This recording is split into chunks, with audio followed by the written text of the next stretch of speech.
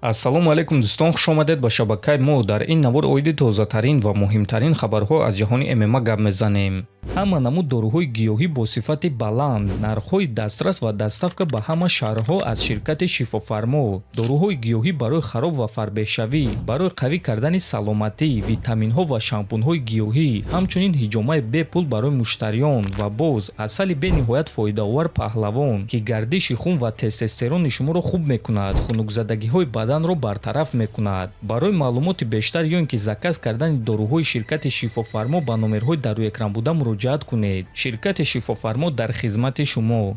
Чанд соат пеш дар турнири UFC 325 тобови ҷангвари вазни сабук Бенуа Сен-Дени рақиби худ Дэн Хукерро бо тариқи нокаути техникӣ шикаст дод ва баъди ғалаба эълони калон карда чунин суханҳо гуфт: ҳадафи ман барои камарбанди БМФ ва камарбанди чемпионӣ ҷангидан аст. Дар аввал ман мехостум ки зидди ғолиби муҳорибаи Холлуэй ва Оливейра барои камарбанди БМФ ҷангум ва баъд бо ғолиби муҳорибаи Гейҷи зидди Топурия барои камарбанди чемпионӣ. Ба назарам ман ба Топурия чизҳои махсус нишон дода метавонам. Ӯ зидди ман танҳо як шанс барои ғолиб шудан дорад, ғалаба бо як зарба. Дар дигар ҳолат ман ӯро мешиканам. Оиди арман бошад, пас ӯ бисёр гап мезанад. Ваъда дода истодааст ки дар дигар вазнҳо барои камарбанд ҷангидан мехоҳад. Аммо ҳамчун ҷангвар ӯро бояд ҷиддӣ қабул кард. Агар ки ман зидди ӯ ҷангум, ман барои чунин ҷанг тайёрам. Ӯро шикаста ҷояшро дар рейтинг мегирам, гуфтааст Сен-Дени. Хотиррасон мекунем ки пеш аз ин муҳориба Бенуа дар рейтинги вазни сабук дар ҷои 8-ум қарор дошт. Хукер бошад дар ҷои 6-ум ва акнун Бенуа ҷои ӯро дар рейтинг ишғол мекунад. Ана муҳорибаи асосии турнири UFC 325 бошад муҳорибаи унвонӣ дар вазни ним сабук. Реванш байни Александр Волкановский ва Диего Лопес шуд, ки дар ин реванш Волкановский бо қарори доваро пирӯз шуда камарбанди худро ҳимоя кард. Баъди муҳориба Волк оиди довталабони навбатӣ чунин суханҳо гуфт: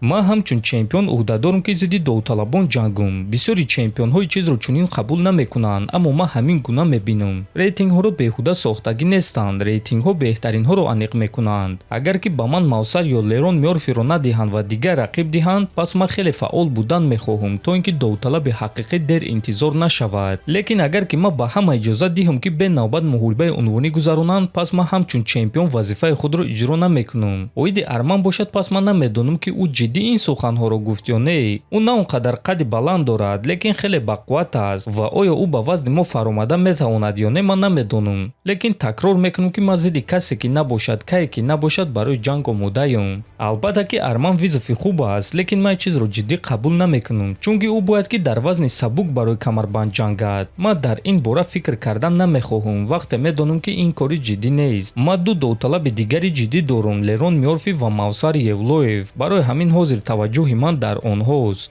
Лерон ҷангвари ҳаматарафа хуб аст, лекин ман фикр мекунам ки гӯштини Мавсар зуртар аст. Барои ҳамин ман фикр мекунам ки Мавсар ғолиб мешавад. Лекин муҳорибаи онҳо муҳорибаи шавқовар хоҳад шуд, гуфтааст Волк. Ва дӯстон, аз рӯи овозаҳо Мавсар Евлоев бо Лерон Мёрфи муҳорибаи довталабӣ мегузаронанд ва ғолиби муҳорибаи онҳо зидди Волкановский ҷангида метавонад. худи Мавсар Волкро бо ғалабааш табрик карда чунин суханҳо навишт: беҳтарин муҳориба аз ҷониби Александр Волкановский. Ӯ нишон дод ки дар ин синну сол хубтар шуда метавонӣ. Бесаброна интизорам ки бо ӯ дар октагон вохӯрам, то ин ки ба ҳама нишон диҳам ки ман аз ин бачаҳо дида чӣ гуна фарқ мекунам, навиштааст Евлоев. Ва дӯстон, эҳтироми калон ба Волкановский, ки доимо омода аст ки зидди довталабон ҷангад ва умедвор мешавем ки ин дафъа UFC ба ӯ дар ҳақиқат довталаби арзанда медиҳанд. муҳорибаҳои пурраи турнири имшабаро дар телеграм-канали мо Паҳлавон теҷа тамошо карда метавонед. Ссилкаи телеграм дар якум комментария закрепид шуда. То наворҳои баъдӣ, хонободу сарбаланд бошед.